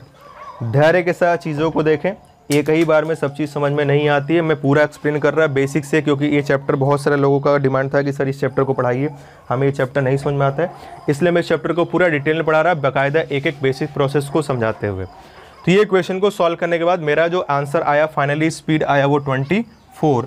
अगर आपसे डिस्टेंस वगैरह पूछे तो भी आप यहाँ पे रख के निकाल सकते हैं, हालांकि स्पीड पूछा गया था तो वो मैंने निकाल दिया। तो उम्मीद करता हूँ आपको इस बेसिक प्रोसेस में कोई दिक्कत नहीं आई होगी। लेकिन आपके पास पेपर में इतना समय नहीं होता कि आप इस बेसिक प्रोसेस को पूरा यूज़ करके सॉल्व करोगे। आप पेपर में कैसे करोगे, आइए ज़रा उसके बारे में बात करते हैं। तो मैं इसको रब कर रहा, आप समझने के लिए इसका स्क्रीनशॉट ले सकते हैं या वीडियो एंड होने के बाद फिर से इसे देख के समझ सकते हैं। इन सब चीज़ों के थ्रू जरूर जाइए, इन सब चीज़ों को भी घर में सॉल्व करिए, थोड़ा समय दीजिए, यहीं से कॉन्सेप्ट क्लियर होगा, तभी आप ट्रिक्स वगैरह ये छोटे मेथड को आप अच्छी तरीके से यूज़ भी कर पाएंगे। तो दोस्तों बढ़ते हैं, इसको करने के लिए छोटे तरीके की बात करें। ये तो बेसिक मेथड के बारे में बात होगी, इसको मैं थोड़ा रब कर दूं। इस क्वेश्चन को करने का जो तरीका है, पेपर में आए अगर ये क्वेश्चन तो आप कैसे करोगे, क्योंकि ये जो डेटा मैंने लिया है, ये जो क्वेश्चन है ये एग्जैक्टली सेम क्वेश्चन एसएससी के प्रीवियस ईयर का है। तो इसको कैसे करना होता है पेपर में, ताकि हमारा ज़्यादा समय भी ना लगे और जल्दी आंसर भी आए और सही भी है। तो उसके लिए ज़रा मेरी बातों को ध्यान से सुनिएगा। देखो यहां पर वो 35 मिनट लेट पहुंचा है, यहां पर वो 15 मिनट लेट पहुंचा है, यानी जो टाइम का डिफरेंस है वो कितने मिनट का है, 20 मिनट का। यानी जो समय का अंतर है वो डिफरेंस जो आ रहा है वो आ रहा है 20 मिनट का। यानी दोनों केस में 20 मिनट्स के टाइम का डिफरेंस आ रहा है, यानी कहीं ना कहीं कुछ ना कुछ ऐसा होगा जिसकी वजह से 20 मिनट का अंतर है। अब टाइम का अंतर 20 मिनट है। इतने पोर्शन की जरा बारे में बात करते हैं, इतने पोर्शन की। पहले 50 किलोमीटर में, पहले 50 किलोमीटर में दोनों डिस्टेंस 50 है और स्पीड भी 4x है। जब डिस्टेंस दोनों में सेम है और स्पीड दोनों में सेम है तो टाइम भी क्या होगा, सेम। जब दोनों का टाइम सेम है तो दोनों के टाइम में कोई अंतर तो आएगा नहीं भाई, यहाँ भी 50 चल रहा है, यहाँ भी 50 चल रहा है, यहाँ भी स्पीड 4x, यहाँ भी स्पीड 4x, 50/4x, यहाँ का भी टाइम, यहाँ का भी टाइम, तो टाइम सेम है तो टाइम में कोई अंतर तो आएगा नहीं, मतलब इधर कोई भी अंतर नहीं है। अब बात करते हैं इधर की, इधर के बारे में। इधर तो कोई अंतर नहीं था, इधर के बारे में। इधर डिस्टेंस d-74 है, यहाँ भी d-74 है, स्पीड यहाँ भी 3x है, यहाँ भी 3x है, यहाँ भी डिस्टेंस सेम है और स्पीड भी क्या है, सेम, तो टाइम भी क्या होगा, सेम। मतलब इधर भी हमारे पास टाइम में कोई अंतर नहीं आने वाला, ना तो इधर कोई अंतर है ना तो इधर कोई अंतर है, तो अंतर जो आया होगा वो बीच में आया होगा, बीच में मतलब 24 किलोमीटर में। यानी मैं अगर लिखूं तो ऐसे लिख सकता हूं कि ये जो बीच का 24 किलोमीटर है इसी में अंतर कितने का आ रहा है, 20 मिनट का। अच्छा, अंतर 20 मिनट का क्यों आ रहा है, डिस्टेंस तो 24 सेम है, स्पीड अलग है, यानी 3x और 4x, जिसमें 4x एक्चुअल स्पीड को रिप्रेजेंट कर रहा है और 4x का 3/4 एक्सीडेंट के बाद कितना हो गया, 3x। तो एक्चुअल स्पीड एक्सीडेंट से पहले वाले मतलब 4x है और एक्सीडेंट के बाद वाला 3x है। यानी मैं कह सकता हूँ ये जो 24 किलोमीटर की डिस्टेंस है, इस 24 किलोमीटर की डिस्टेंस को पर्सन दो अलग अलग स्पीड से तय कर रहा है, जिनका रेशियो कितना है, 4:3, जहाँ पर 4 एक्चुअल स्पीड को रिप्रेजेंट कर रहा है और ये रिड्यूस स्पीड को रिप्रेजेंट कर रहा है। मतलब ये एक्चुअल है और ये एक्सीडेंट होने के बाद वाली वैल्यू को क्या कर रहा है, रिप्रेजेंट। ये हमारे पास किसका रेशियो है, स्पीड का। मेरी बात जरा ध्यान समझिएगा, टाइम में अंतर जो 20 मिनट का आ रहा है वो इधर और इधर तो नहीं आ रहा है, इस बीच में 24 किलोमीटर में आ रहा है और इस 24 किलोमीटर में जो स्पीड का रेशियो है वो 4x और 3x मतलब 4:3 है। बड़ा वाला एक्सीडेंट से पहले वाला मतलब एक्चुअल स्पीड है और ये जो 3 है वो एक्सीडेंट के बाद वाला है। तो देखो जब स्पीड का रेशियो 4:3 है तो ऑब्वियस सी बात है टाइम का रेशियो क्या होगा, 3:4। मैंने यहाँ उल्टा क्यों कर दिया, क्योंकि डिस्टेंस क्या है, सेम। डिस्टेंस 24 क्या थी, सेम थी और स्पीड का रेशियो 4:3 था, तो टाइम का रेशियो 3 और 4 हो गया। यानी मेरे हिसाब से इसमें टाइम का अंतर 1 यूनिट का है और यहाँ पर अंतर कितने का है, 20 मिनट का। तो 1 यूनिट की वैल्यू 20 मिनट हो गई। अगर मैं मल्टीप्लाई कर दूँ तो ये आ जाएगा 60 मिनट और ये आपका आ जाएगा 80 मिनट। ये हमारे पास क्या आ गया, टाइम। ध्यान से बात को समझिएगा, स्पीड का रेशियो 4:3 था, टाइम का रेशियो 3:4 आया, अंतर 1 यूनिट का है। इस 1 यूनिट की वैल्यू 20 मिनट हो गई, मल्टीप्लाई किया 60 मिनट और 80 मिनट आ गया। ये हमारे पास टाइम आया जिसमें 60 मिनट एक्चुअल टाइम है कितने डिस्टेंस को ट्रेवल करने का, 24। 4 वाला एक्चुअल माना था तो उसके नीचे एक्चुअल टाइम आएगा। 3 वाला एक्सीडेंट के बाद वाला टाइम है तो वो आपके पास 80 आएगा। मतलब एक्सीडेंट से पहले वाले स्पीड से उसे 24 किलोमीटर चलने में 1 घंटा लगेगा और एक्सीडेंट के बाद जो स्पीड होगी उस स्पीड से 24 किलोमीटर को चलने में उसे 80 मिनट का समय लगेगा। तो हमसे स्पीड पूछ रहा था, तो अगर मैं बात करूं स्पीड की और मैं यहाँ लिखूं तो स्पीड बराबर होता है डिस्टेंस अपॉन टाइम। तो डिस्टेंस 24 किलोमीटर को जब वो चल रहा है एक्चुअल स्पीड से 60 मिनट में, और 60 मिनट का मतलब होता है 1 घंटे यानी स्पीड 24, टाइम 1 घंटे। तो आंसर जो आएगा वो आ जाएगा 24 किलोमीटर पर आवर। ये हो गया आपके पास आंसर। अगर वो एक्चुअल स्पीड से चलेगा तो 24 किलोमीटर चलने में 60 मिनट लगेंगे उससे। तो डिस्टेंस पता, टाइम पता, तो हमने क्या निकाल लिया, स्पीड निकाल लिया। यानी उसकी एक्चुअल स्पीड कितनी होगी, 24। उम्मीद करता हूँ इस एग्जाम्पल में आपको कोई दिक्कत नहीं आओगी। उसको मैंने बेसिक से बता दिया और रेशियो से बता दिया। देखो क्वेश्चन में आपको यही करना होता है, आपको बस पहचानना होता है कि क्या कांस्टेंट है। जैसे मैंने यहाँ देख लिया कि इस बीच में डिस्टेंस कांस्टेंट था, इधर सब चीज़ों का डिफरेंस 0 आ रहा था, वो जो 20 मिनट का डिफरेंस आ रहा था वो इधर था, और इस केस में ये डिस्टेंस जो थी 24 किलोमीटर ये क्या थी, सेम थी। तो स्पीड का रेशियो से टाइम का रेशियो निकाला, टाइम का अंतर 20 मिनट था, वहाँ से टाइम निकाला। तो इस 24 डिस्टेंस को ट्रेवल करने का एक्चुअल टाइम और एक्सीडेंट के बाद वाला टाइम आ गया। हमसे एक्चुअल स्पीड पूछा है तो डिस्टेंस 24 आ गया, टाइम 60 मिनट, 60 मिनट का मतलब 1 आवर होता है। तो डिवाइड कर दिया तो हमारे पास स्पीड भी आ गया 24 किलोमीटर पर आवर। तो ये हमारे पास को करने का तरीका हो गया। इसमें कोई दिक्कत आपको नहीं आनी चाहिए। उम्मीद करता हूँ आपको ये समझ में आया होगा। तो ये सारे क्वेश्चन जो भी थे वो आपके डिस्टेंस कांस्टेंट बेस थे, जिनको करने का तरीका हम लोगों ने देख लिया। अगर बरोबर है तो कमेंट बॉक्स में बरोबर जरूर लिखें, शर्माइए नहीं, बिल्कुल लिखें। और कोई डाउट है तो उसे भी ज़रूर आप लिखें और वीडियो के एंड में अपने फीडबैक देना ना भूलें। दोस्तों आज ये बात कर ली हम लोगों ने इन 3 क्वेश्चंस की, जहाँ पर पहला था एडिशन सब्ट्रैक्शन फॉर्म और उसके बाद ये एक था जो इसी से रिलेटेड क्वेश्चन थोड़ा सा था, जहाँ डिस्टेंस क्या था, कांस्टेंट। आगे बढ़ते हैं दोस्तों आज के सेशन के चौथे एग्जाम्पल की तरफ, और यहाँ पर हम लोग दोस्तों बात करने वाले हैं स्टॉपेज टाइम रिलेटेड क्वेश्चंस के बारे में। तो बढ़ते हैं अपने अगले वेरिएशन की तरफ, यानी question based on stoppage time. और आइए जरा देखते हैं उसको कैसे सॉल्व करना है। तो उसके लिए पहला एग्जाम्पल आपकी स्क्रीन पर आ चुका है। तो चौथा क्वेश्चन आपकी स्क्रीन पर आ चुका है। क्वेश्चन को पहले आप फटाफट पढ़ लें। अगर आपको विजिबल ना हो तो मैं इधर का सेक्शन रब कर दे रहा ताकि क्वेश्चन आपको प्रॉपर विजिबल हो जाए। फोर्थ क्वेश्चन देखो, स्टॉपेज टाइम पे रिलेटेड क्वेश्चन होता है, बिल्कुल छोटा सा वेरिएशन है, दो तीन टाइप के क्वेश्चन आते हैं इसमें, या कह सकते हो सिंगल ही होता है। इसको कैसे करते हैं, एकदम छोटा सा नन्हा मुन्ना सा वेरिएशन है, डोरेमोन टाइप। आइए जरा इसको भी देख लेते हैं आज ही के लेक्चर में कि इसको कैसे करना होता है। तो उसको करने के लिए आइए जरा क्वेश्चन को पढ़ते हैं। क्वेश्चन नंबर 4 जो आपके स्क्रीन पर है वो क्या कह रहा है। तो दोस्तों क्वेश्चन नंबर 4 जो आज के सेशन का है वो कह रहा है average speed of a car without stoppage is 60 kilometre per hour. एक कार की विदाउट स्टॉपेज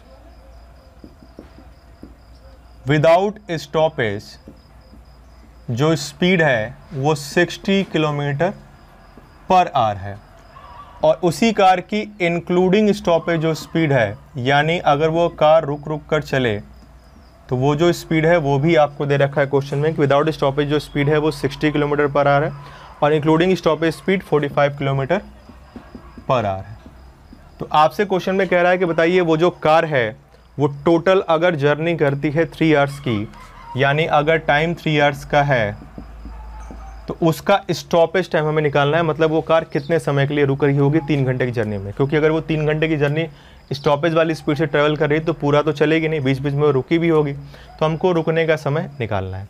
2-3 बातें इस क्वेश्चन में छोटी छोटी समझनी है। सबसे पहला ये है कि कार एक ही है, उसकी नॉर्मल स्पीड भी सेम है, तो एवरेज स्पीड अलग कैसे हो गया। जैसे एक बंदा 40 जा रहा है, एक ट्रेन 40 जा रही है, दूसरी ट्रेन भी 40 जा रही है, तो एक ट्रेन अगर 40 से कॉन्टिन्यूस जाएगी लखनऊ से कानपुर, और दूसरी ट्रेन 40 से ही जाएगी, लखनऊ से कानपुर ही जाएगी, लेकिन वो बीच बीच में रुकेगी, तो उनकी स्पीड 40 सेम है, बट एवरेज स्पीड चेंज हो जाएगा। क्यों?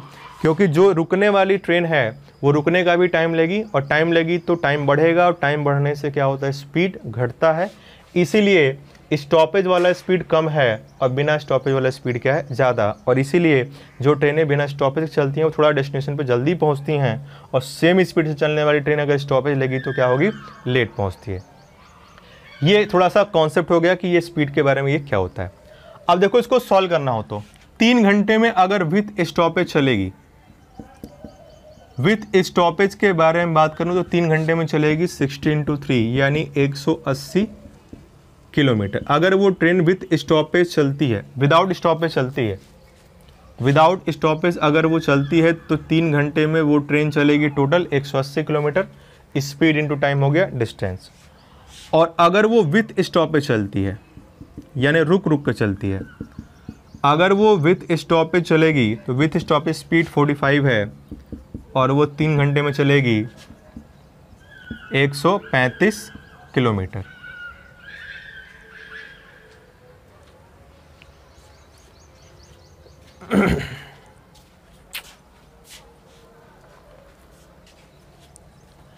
अगर वो ट्रेन विदाउट स्टॉपेज चलेगी तो 16 × 3 180 चलेगी 3 घंटे में, और अगर वो विद स्टॉपेज चलेगी तो 45 × 3 यानी 135 किलोमीटर चलेगी।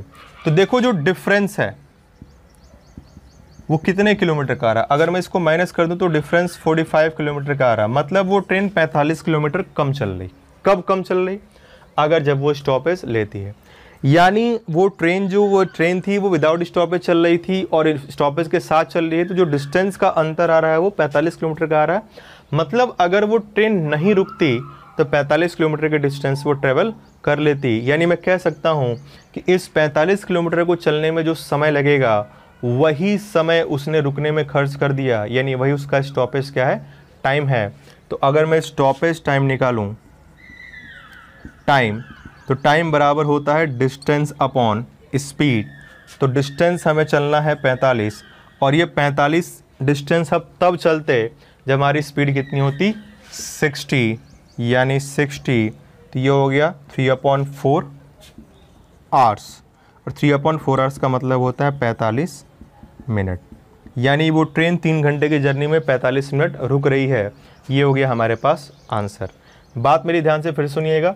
अगर वो ट्रेन विदाउट स्टॉपेज चलती तो 180 चलती 3 घंटे में, स्टॉपेज के साथ चली तो 3 घंटे में 135 चली।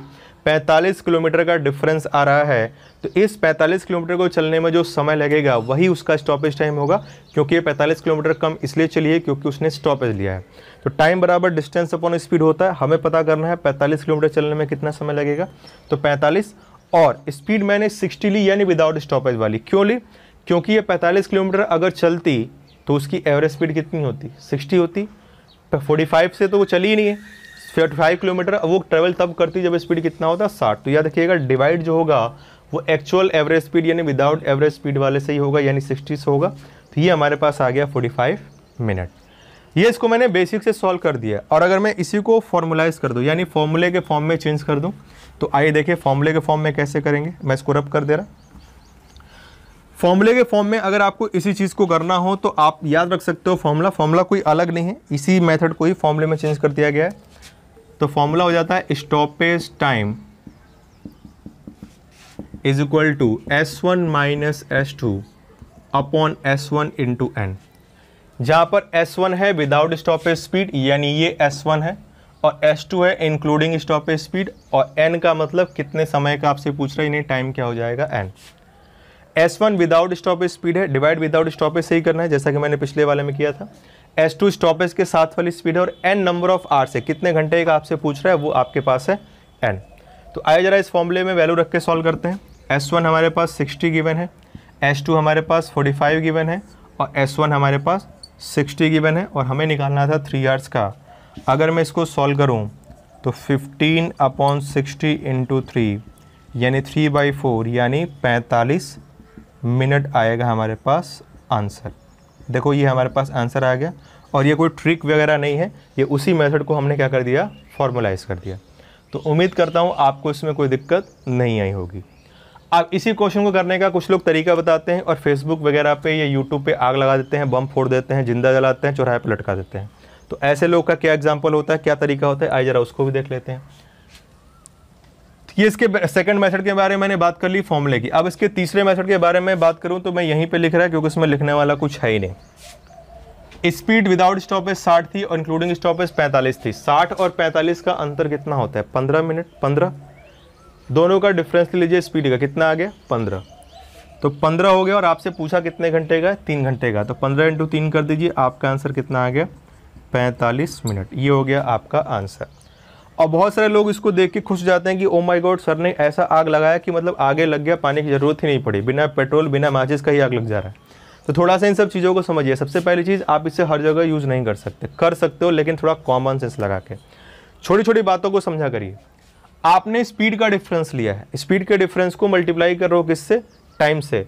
तो ये फिर ये आपका टाइम कैसे आ गया, स्पीड और टाइम का मल्टीप्लिकेशन कभी क्या टाइम देता है क्या, स्पीड और टाइम का मल्टीप्लिकेशन क्या देता है, डिस्टेंस। तो ये कर क्या रहे हो आप, तो जरा मेरी बात ध्यान समझिएगा। 60 किलोमीटर पर आवर का मतलब होता है 1 घंटे में 60 किलोमीटर चलिए, और 1 घंटे का मतलब 60 मिनट होता है। मतलब विदाउट स्टॉपेज वो 60 मिनट में 60 किलोमीटर चल रही है, और इंक्लूडिंग स्टॉपेज 1 घंटे में 45 चल रही है, मतलब 60 मिनट में 45 चल रही है। यानी 1 घंटे की जर्नी में 60 चल रही है विदाउट स्टॉपेज, और 45 चल रही है इंक्लूडिंग स्टॉपेज, यानी 15 किलोमीटर का डिफरेंस आ रहा है। 15 किलोमीटर का मतलब 15 मिनट का डिफरेंस आ रहा है। 15 मिनट कैसे हो गया, क्योंकि 60 किलोमीटर 60 मिनट में चल रही थी, तो 1 किलोमीटर 1 मिनट में, सारे वैल्यूज़ क्या है, सेम है, जितना मिनट उतना ही किलोमीटर। तो डिफरेंस 15 किलोमीटर का आ रहा है 1 घंटे में, तो मिनट भी कितने होंगे 15, यानी 1 घंटे में 15 मिनट का वो स्टॉपेज ले रही है। तो 3 घंटे में कितने का स्टॉपेज लेगी, 45 का। ये हो जाएगा आपके पास आंसर। तो उम्मीद करता हूँ इसमें कोई दिक्कत आपको नहीं आई होगी। लेकिन ये आप तभी यूज़ करोगे जब ये स्पीड कितनी होगी 60, क्योंकि जब 60 होगा तभी 60 मिनट में 60 किलोमीटर होगा, तभी 1 मिनट बराबर 1 किलोमीटर होगा। अगर ये 60 नहीं है तो आप डायरेक्टली माइनस करके इंटू 3 नहीं कर सकते, उसके लिए आपको चेंज करना पड़ेगा। चेंज कैसे करना पड़ेगा वो भी मैं आपको समझा दे रहा। मान लीजिए अगर ये 30 होता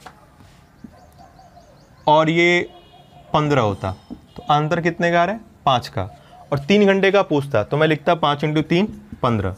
लेकिन ये 15 आंसर नहीं होता। क्यों नहीं होता, क्योंकि ये स्पीड हमारे पास 60 नहीं है, ये 30 है। 30 60 का क्या होता है, आधा, हाफ ही तो होता है 60 का।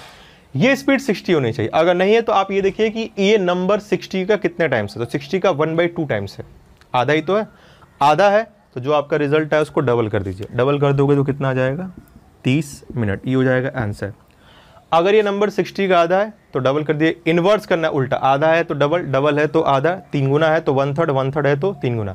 इन्वर्स ही क्यों करना है, आधा था तो डबल क्यों करना है, क्योंकि स्पीड इन्वर्सली प्रोपोर्शनल किसके, टाइम के होता है, इसलिए करना है। तो आप इस चीज़ को अगर ध्यान में रख सकते हैं तो रख लीजिए, अदरवाइज सिंपल सा फॉर्मूला आपके पास है, इसका यूज़ करके निकाल सकते हो। बाकी ये फॉर्मूला आता कहाँ से, इसके जस्ट पहले बेसिक मेथड का यूज़ करके मैंने आपको बता दिया था। तो उम्मीद करता हूँ इसको करने में आपको कोई दिक्कत नहीं आई होगी। तो दोस्तों आइए लेते हैं आज के सेशन का आखिरी एग्जाम्पल जो आपकी स्क्रीन पर आ गया। इसी पर बेस्ड उम्मीद करता हूं कि इसका आंसर सभी लोग देंगे और जाते जाते मुझे निराश नहीं करेंगे, आप इस क्वेश्चन का बिल्कुल सही जवाब देंगे। तो अगला एग्जाम्पल जो आपकी स्क्रीन पर आ चुका है स्टॉपेज टाइम से रिलेटेड, जरा फटाफट उसे पढ़ें और आंसर बता दें। तो अगले एग्जाम्पल के बारे में बात करूं तो कह रहा है विदाउट स्टॉपेज जो स्पीड है वो 45 है। फॉर्मूला मैंने बोर्ड पे छोड़ दिया है, आंसर फटाफट बताएं, क्वेश्चन पढ़ें और आंसर बताएं। देखो कितना आसान सा क्वेश्चन है, फॉर्मूला आपके पास ही है, वैल्यू रखनी है, आंसर निकालना है।